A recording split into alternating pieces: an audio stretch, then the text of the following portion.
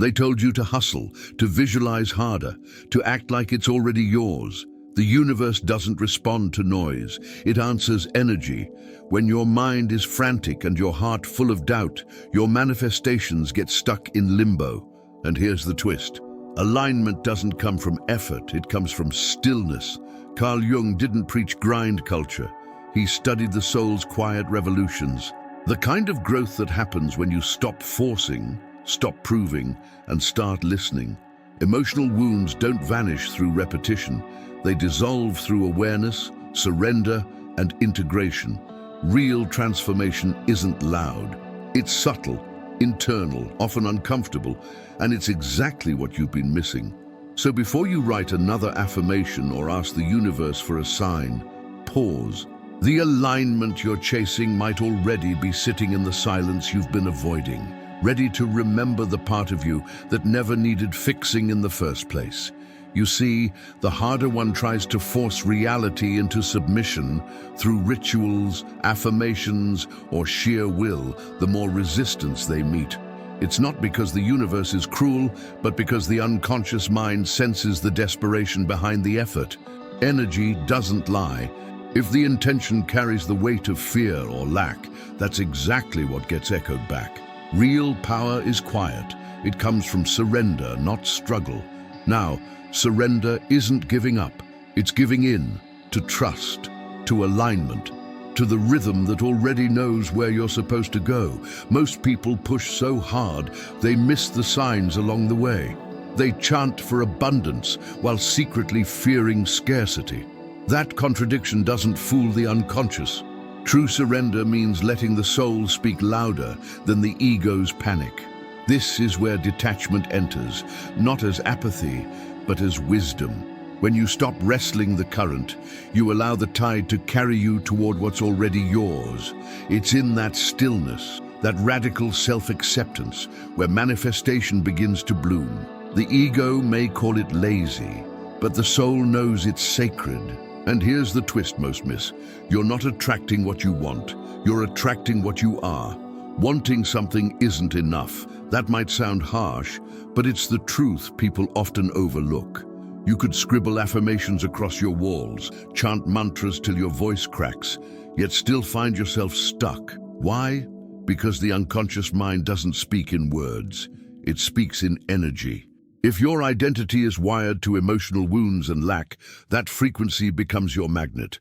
Carl Jung once said, "Until you make the unconscious conscious, it will direct your life and you will call it fate." That's not poetry. It's science of the soul. The parts of you you've buried, they're not gone. They're running the show from backstage. Shadow work helps you see that your life isn't a string of bad luck, but a mirror of inner misalignment. People try to manifest love, wealth, peace, yet carry resentment, shame, and fear in their emotional suitcases. The vibration doesn't lie.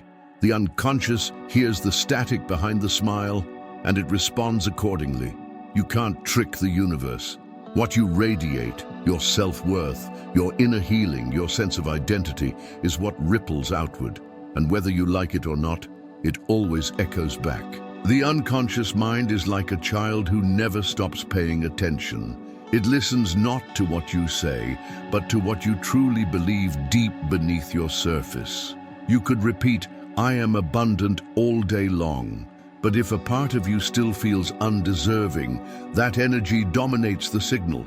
The mind isn't fooled by polished words. It responds to emotional truth. That's why transformation demands honesty, not performance. Think of it like tuning a radio.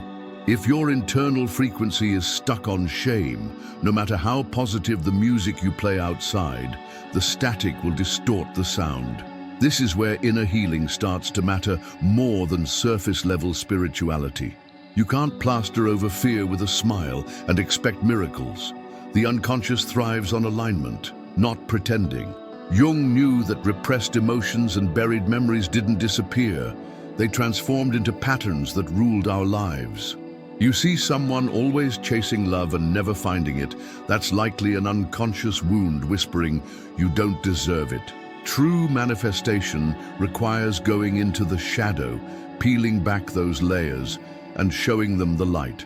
And once you do that, detachment begins to make a lot more sense. People often confuse detachment with cold indifference, but they're not even close. Detachment is the quiet confidence that what's meant for you won't miss you, and what misses you was never really yours. It's the soul saying, "I trust," not because it's passive, but because it recognizes its own power. When you're in alignment, you stop chasing and start choosing. Carl Jung understood that detachment was a sign of psychological growth, not disinterest. It's the result of knowing who you are beneath the noise of expectation. Think of a tree. It doesn't cling to its leaves in autumn. It releases them, trusting that spring will return. That kind of surrender isn't weakness, it's wisdom in motion. So when people say, "just let it go," they're not being dismissive. They're inviting you into wholeness. Detachment doesn't mean you don't care. It means your care isn't desperate, it's grounded. You no longer need constant proof or validation because your energy is rooted in soul, not ego. And in that sacred space of stillness, something remarkable begins to unfold. There's a peculiar silence that shows up after you've let go. It's unsettling, like standing in a room where all the furniture's been cleared out. This is the void. It feels empty, but don't mistake it for nothingness. The soul does its best work here, far from the noise of the ego. Inner healing isn't flashy.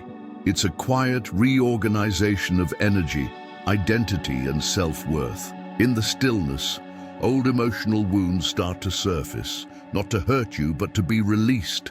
Most people panic in this phase. They rush back into toxic patterns just to avoid the discomfort of the unknown. But the void is sacred space.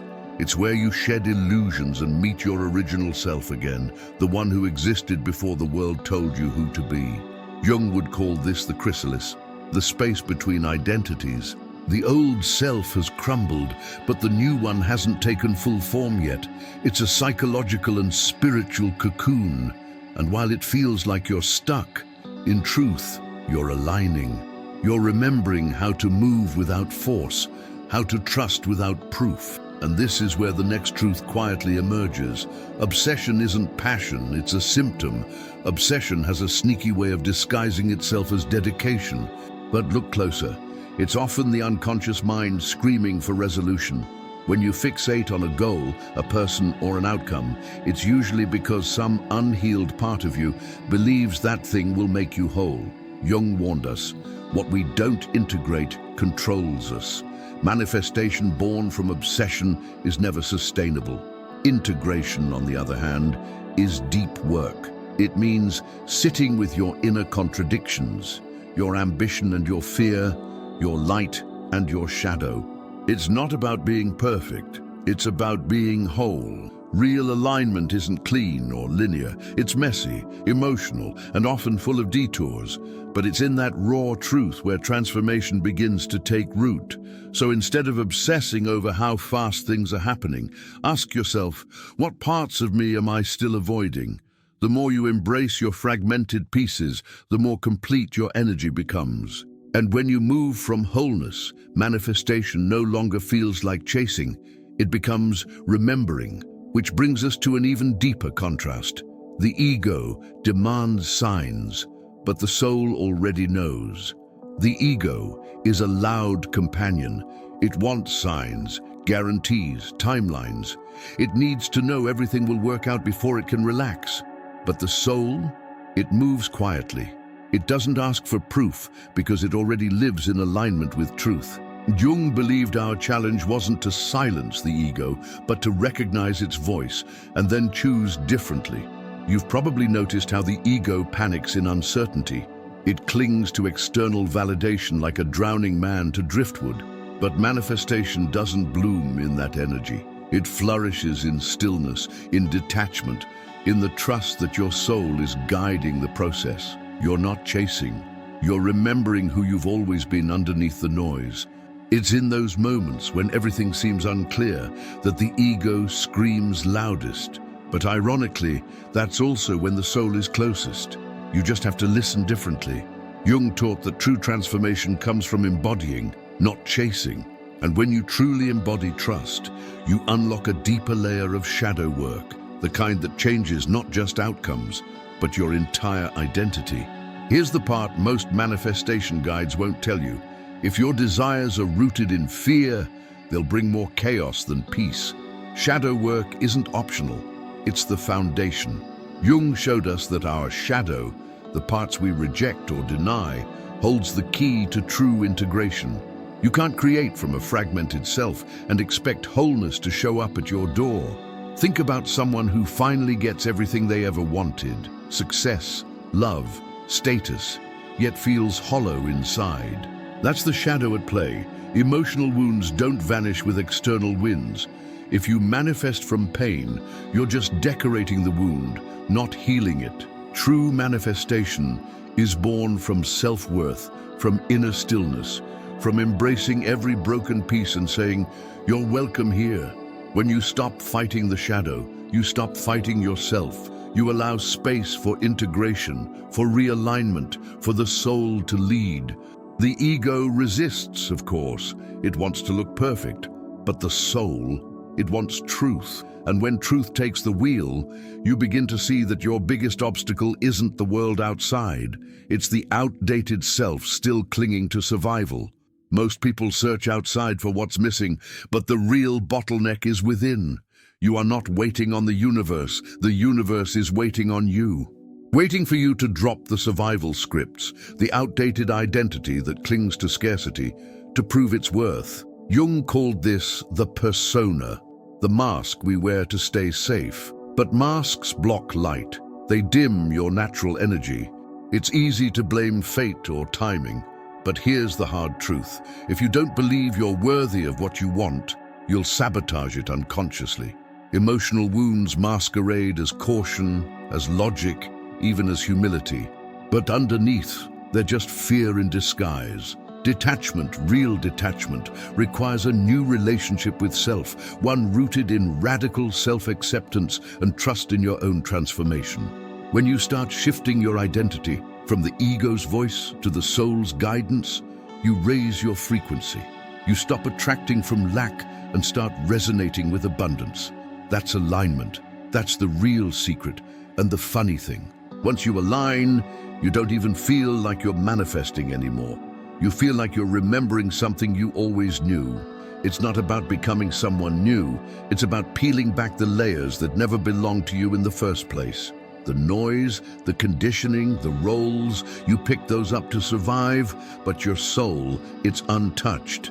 Jung taught that wholeness isn't something you acquire, it's something you reclaim. Manifestation isn't creation, it's recognition. You don't need to force abundance, love, or purpose into existence. They've been circling you all along, waiting for you to return to your original frequency. Think of children. They live with full presence, joy, and wonder until the world tells them who to be. The spiritual awakening isn't a climb, it's a homecoming. You're not broken, you're buried. When you start remembering, life shifts. The unconscious mind begins to mirror back this new clarity, this inner alignment. You stop chasing because nothing feels missing anymore. Energy flows where memory awakens, and from that place of stillness, self-acceptance, and integration, everything aligns naturally, without the force, without the obsession. So, what if everything you're chasing is already waiting, behind a quieter mind and a softer heart? What if your need to control is the very thing keeping you small? This isn't just philosophy, it's your next breakthrough. You don't need more effort, you need more truth. Are you willing to meet the parts of yourself that you've kept hidden? How much longer will you let old wounds define your worth, your path, your energy? Isn't it time to choose wholeness over hustle, soul over ego? If this stirred something in you, that's not an accident. It's your unconscious finally feeling heard. Start applying this. Sit with your stillness. Watch what unfolds. If you're ready for more grounded guidance like this, hit subscribe and turn on notifications. You won't want to miss what's coming next.